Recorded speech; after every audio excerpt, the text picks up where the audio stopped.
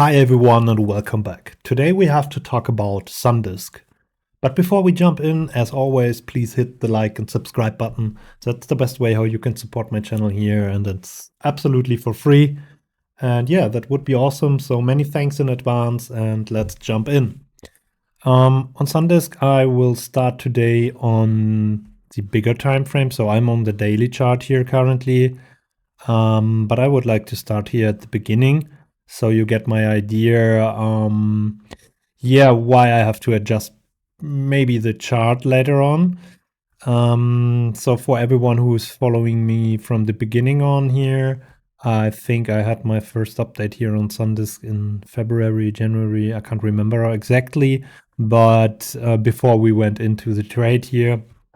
And that was, I think here in February or the end of January. And I told you I was not really happy with the idea that we have this circle wave 3 here. But I put it here because, I want the chart from a risk management perspective more on the conservative idea. And therefore I thought, okay, we potentially are here in the 1, 2, 3, 4, and now the fifth wave is the last wave to the upside. And if this fifth wave is extending further, then I have to assume that the circle wave 3 is potentially sitting here and that we get another 4-5 pattern afterwards. And that would make this chart even more bullish. But we had that idea already. When I made my first update, and the reason behind was when we measure here the third wave, and then I'm using the Fibonacci retracement tool here, and then I go here to the low of the wave 2 and go to the top of the wave 3, and for a valid wave 4, we want the price to hit to retrace minimum the 23%, 23.6 Fibonacci retracement.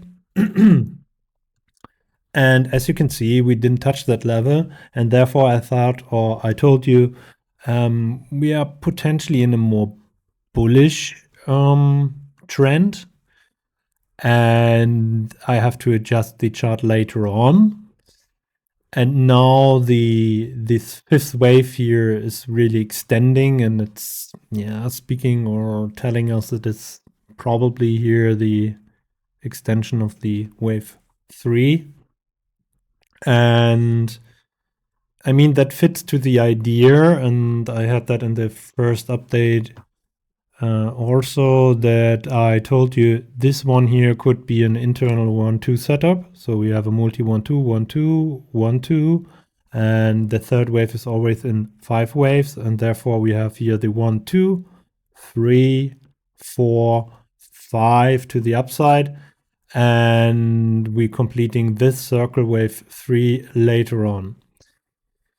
And when we take now the Fibonacci tool here and go to the low of this potential wave 2 here and go to the potential wave 3 here, then we touch that level right there slightly. And what else do we have? We have the extension tool, and when we measure here the length of wave 1 plus the length of wave 3 and go to the low of wave 4, and we use the extension tool here, then we measure the length, as I told you here, of 1 and 3 together, and go then to the low of wave 4 here, the potential wave 4, as you can see, and that's pretty much, we have that already on the chart. Then the ideal target here for the wave 5 would be the 774. And that was the reason when we were here, okay, we have to be cautious. When we enter the trade, we have a clear invalidation or stop loss set, because there is the potential that we're breaking down and that we end up, or that we ending these wave 5 already here.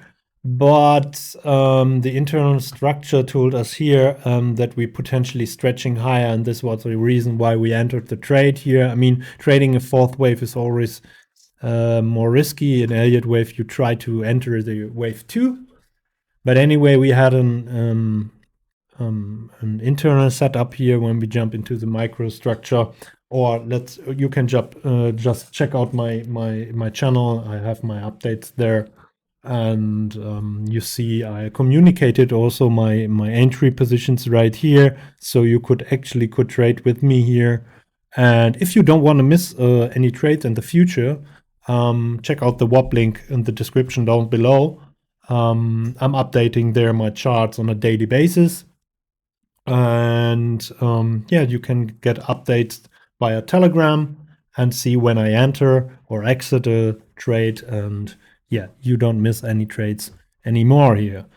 So and when we measure now, when we come back here to this level here, we reached the ideal target already, but we knew, okay, because of the microstructure, we probably stretching higher. And now when we measure here the length of the 1 and 3 and the first and the third wave, then if the price is now breaking above the 1808, then I have to assume, okay, that's more than 100% of the complete length of the first and the third wave. And I have to assume that we are still in the third wave and never ended, and therefore we're expecting a larger fourth wave later on. But we are still below this level, and therefore I have it on the chart. I just want to prepare you, because when we jump now onto the microstructure here, let's jump onto the 4-hour chart. You see, in the beginning I had the 1-2 setup here, and then I had in the last update a multi 1-2, 1-2, 1-2, and it played out pretty well. But now it's really extending, and we have the same idea as on the larger time frame, that we are potentially extending the third wave here to the upside, because the think here the third wave, fourth wave, potential fourth wave right there. When we measure here the length of 1 and the potential third wave here to the upside, and go to the low of the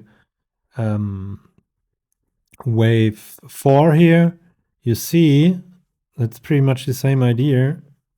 We already reached the ideal target, and I told you my ideal target is at least the 1232 level for the larger internal wave 5 to the upside, and it's at least my target. It was at least my target, so I was expecting higher prices, and yeah, we went above that level pretty nice here to almost 1000, or yeah, we hit at the 1600 level and broke above the 1567, and yeah, that's too high for to count this one here as third wave, and then here the fourth and the fifth wave, and therefore I have to adjust the chart for a more bullish alternative.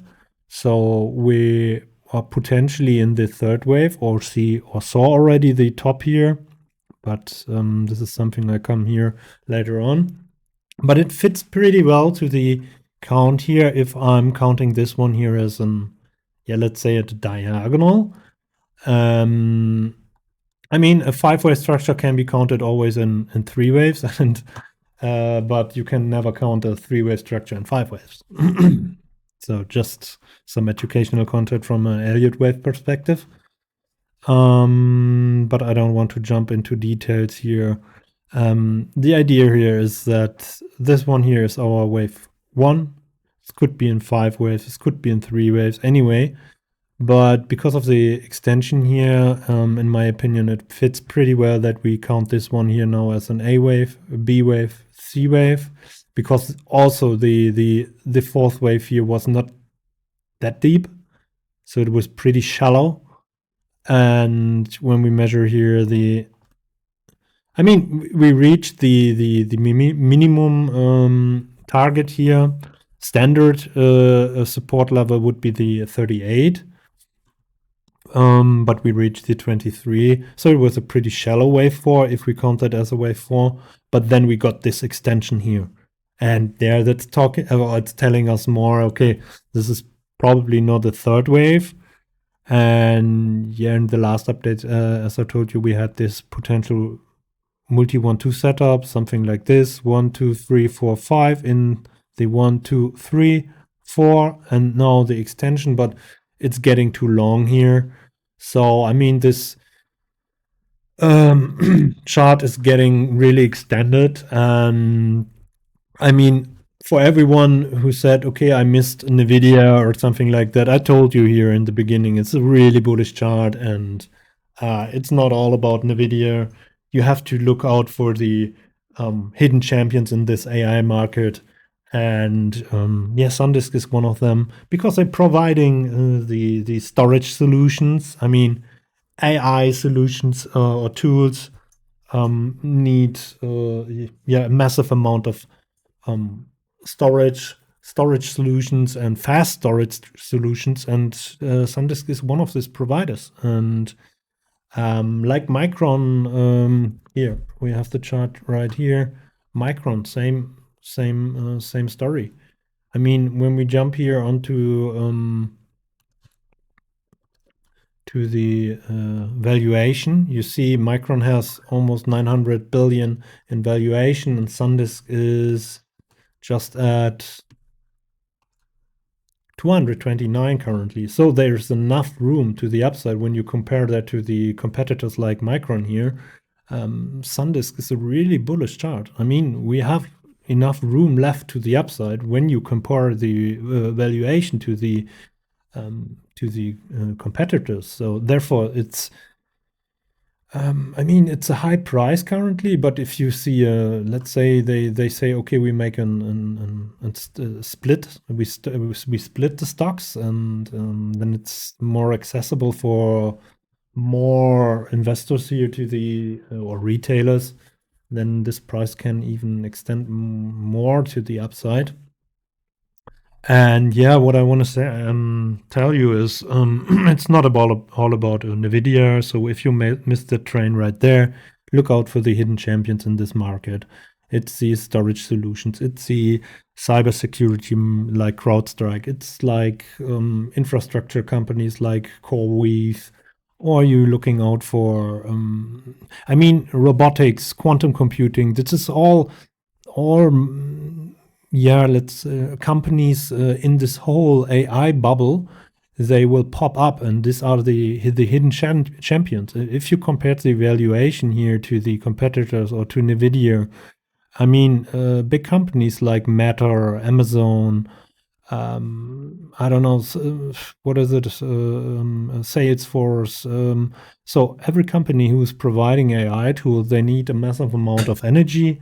They need storage solutions. They need data centers. They need infrastructure. I mean, there are a lot of sectors or companies which providing solutions for software companies who providing, on the other hand, the AI tool. So it's not all about Google and Meta.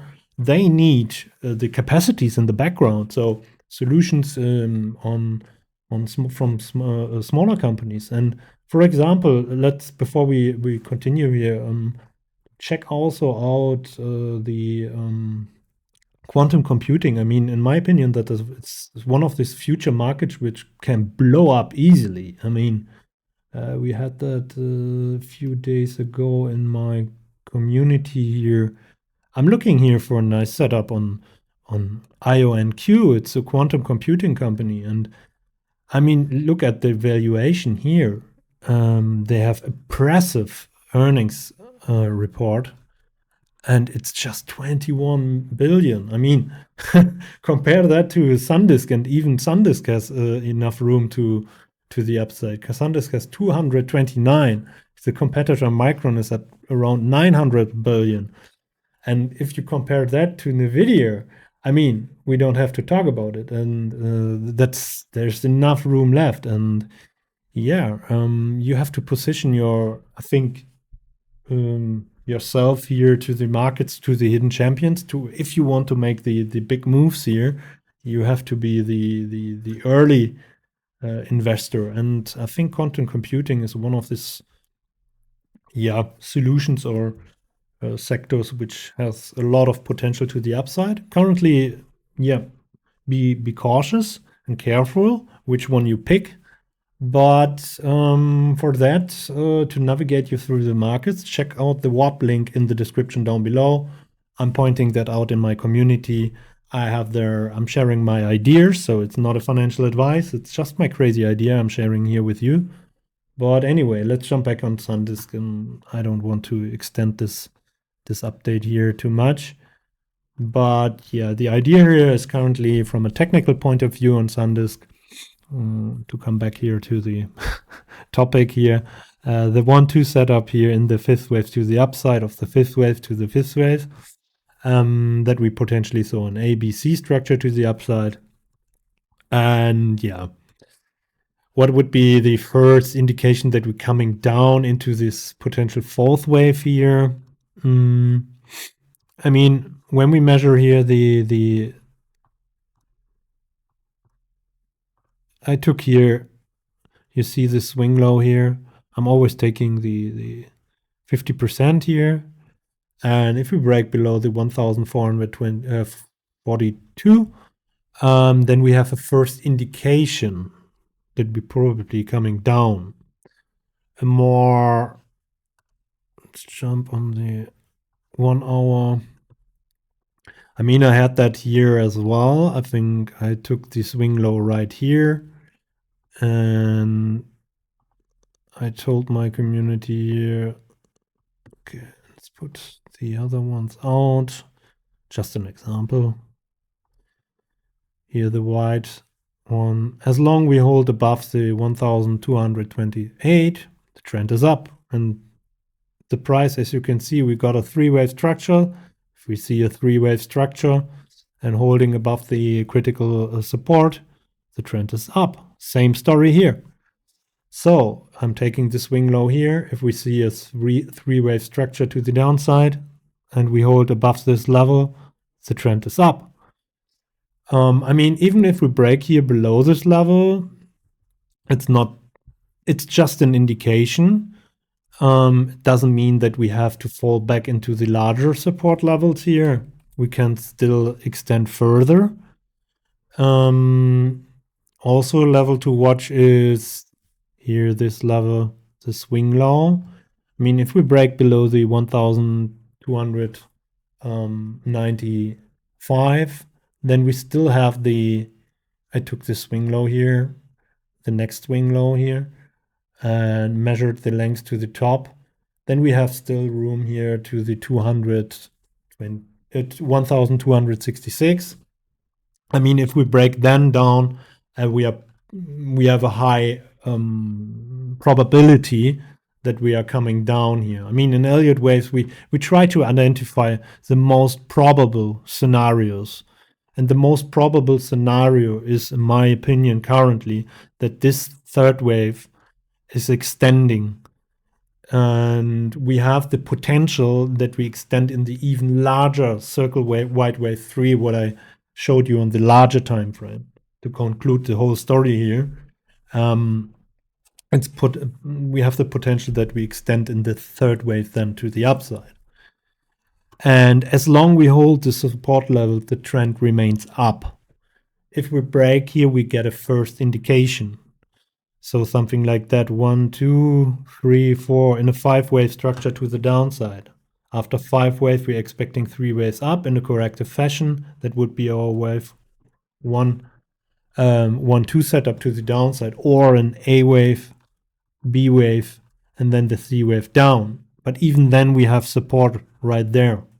So for everyone who's entered with me here, I mean, you have to calculate your own risk management.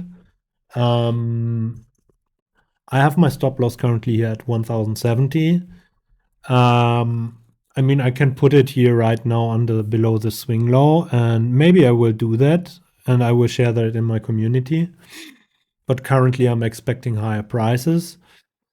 And yeah, we had a really nice entry here, and we are almost tripled our money here in just, what is it, 2 months?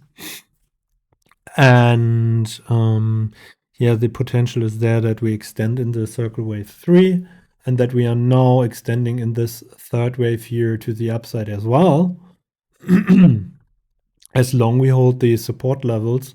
And if we break here down, then we have the first indication that we are probably coming down into the larger wave 4 here. And yeah, that's my most probable scenario, that we extend in this third wave here currently. So 1, 2, 3. And even if we come down, that we should see the fourth wave, and then another 4, 5 pattern to the upside to extend the larger circle wave 3. And yeah, if we extend from this level or breaking above the 1,600 level, I mean, then the door is open to the 1,800, maybe testing the $2,000 level. That's the next psychological level. Same story here as the $1,000 level.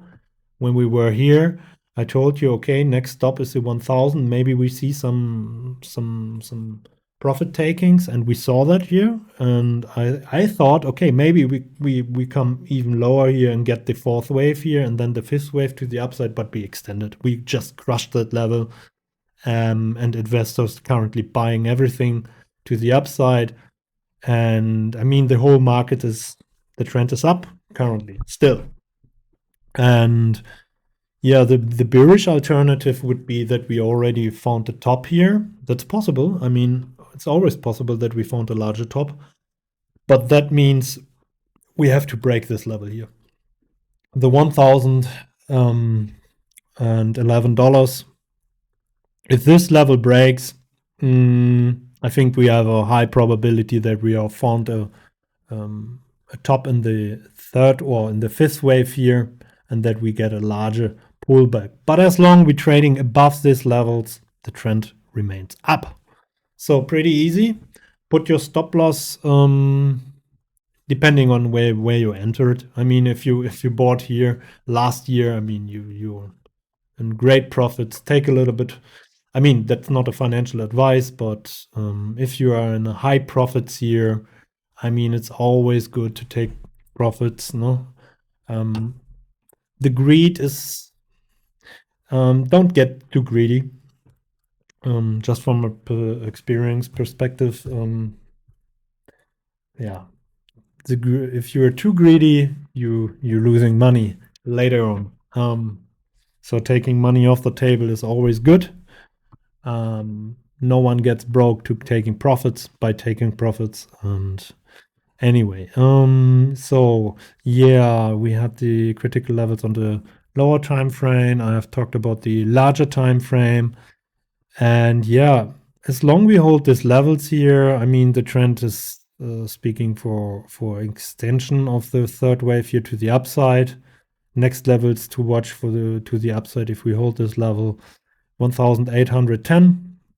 And above that level, yeah, the psychological level at the $2,000. If we reach the $2,000, I'm on the side that we are extending the circle wide wave 3 here to the upside, and then I will reconsider the structure. And yeah, this is my preview here. And yeah, if we're coming down here, breaking this level to the downside, we have room here left to the wave 4. I will maybe put my stop loss later on here below the swing low, maybe for some partial profits. I mean, you can trade that also. You don't have to take all your money in one stop here. I mean, if you're highly in profit, yeah, measure the length here or put take partial profits into the stop loss. So you can work with multiple stop losses. You take, I don't know, 10%, 20% in one stop loss here, then you take another stop loss here. So, and if it's breaking down, then you have a good average profit. So just telling you, that's just one idea. But currently, as long as we hold these levels here, I'm looking for higher prices. And also from a valuation perspective, we have talked about it, there's enough room to the upside. And what else? I mean, check also the NASDAQ. Is this level here, if NASDAQ is coming down, SanDisk will retrace probably as well. And yeah, I mean, my current view is that we reach on NASDAQ or could test the 30K level. So there's still a little bit of room left. But stay cautious, set your stop losses, and take money off the table. That's always good. It's always a good idea to take profits. Yeah, just want to point that out. If you're highly in profit, protect your positions. That's always really important.